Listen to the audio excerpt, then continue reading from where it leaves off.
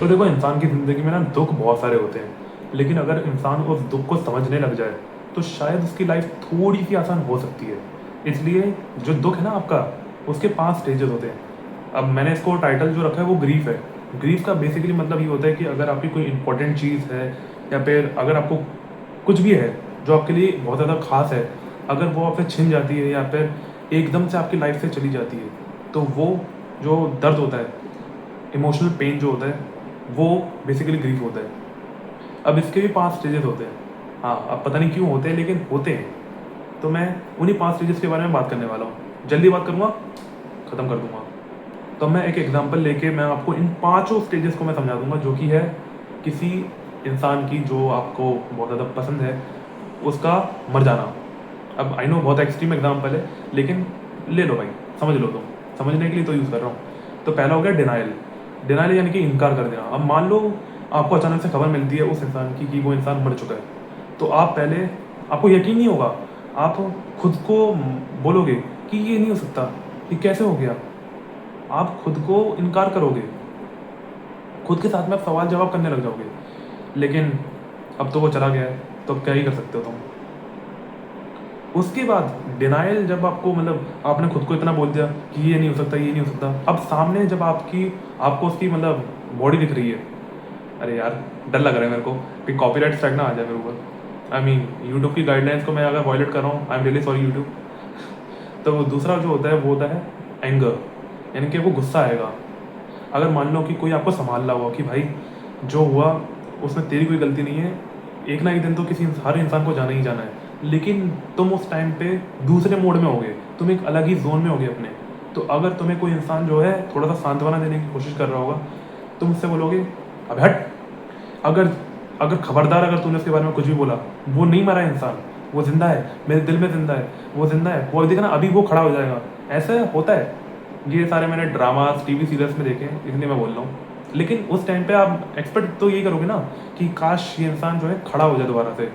मैं जो देख रहा हूँ वो, मतलब ये बुरा सपना है, मान लो एक पूरी तरीके से एक बुरा सपना है, और ये सपना जो है टूट जाए और मैं दोबारा से खड़े हो जाऊँ। तीसरा स्टेज जो आता है वो आता है बार्गेनिंग का स्टेज, जिसमें आप है ना उससे इंसान से बोल रहे होगे जिसको आपने खोया है कि प्लीज़ यार वापस आ जाओ, प्लीज़ वापस आ जाओ, मैं कभी भी तुम्हें तंग नहीं करूँगा, मैं तुम जो भी कहोगे मैं वो करूँगा। ऐसा ऐसा आप बोलोगे उस टाइम पे, है ना।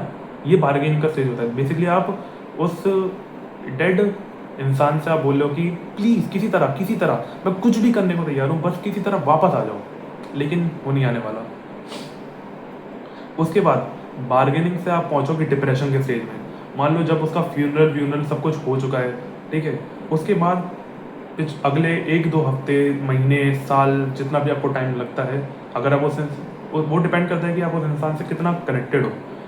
तो फिर आप डिप्रेशन में जाओगे कि यार जो मेरे सामने हुआ, जो मैंने देखा, वो कैसे हो सकता है, ऐसा नहीं हो सकता, ऐसा नहीं हो सकता, ऐसे ही आप कुछ बोलोगे, है ना। अगर मैं होता तो फिर शायद मैं तो कुछ ऐसा बोलता ही बोलता, अगर मैंने किसी खास इंसान को लूज़ करा होता। अभी तक मैंने नहीं करा है, आई होप आगे भी ना करूँ। लेकिन उस टाइम पे डिप्रेशन में आप जाओगे ही जाओगे।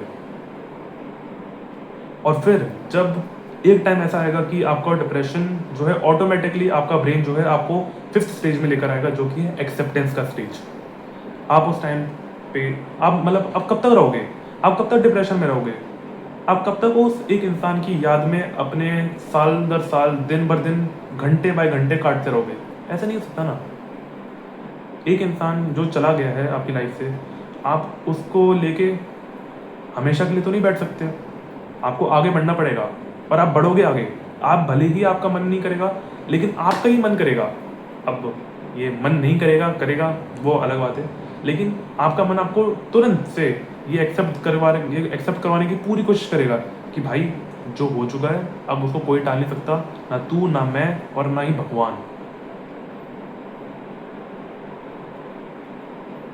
इसलिए आप तुम एक्सेप्ट करोगे, और अपनी लाइफ में, अपनी करियर में, तुम्हारे जो भी गोल्स हैं, तुम उनके ऊपर फोकस करोगे।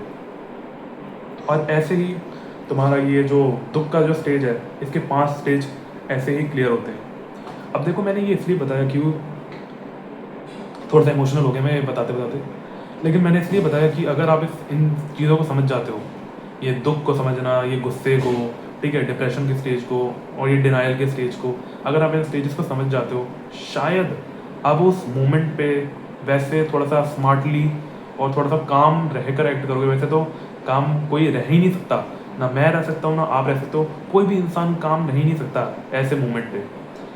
लेकिन एक समझ तो होनी चाहिए ना, अपने बारे में जानना एक अच्छी बात होती है, अपने बारे में जानना, आपका माइंड कैसे फंक्शन करता है। तो बस मैंने बस वही बताया है। काफ़ी भारी ज्ञान था आज का। तब तक लिए स्वस्थ रहो भाई, ठीक है। ज़्यादा सोचने की कोई दिक्कत नहीं है। तुम्हारी लाइफ में जब वो होगा तब तुम उस टाइम पे फेस कर लोगे वो चीज़, because you are intelligent and you are a human being. तो तब तक के लिए धन्यवाद, बाय बाय।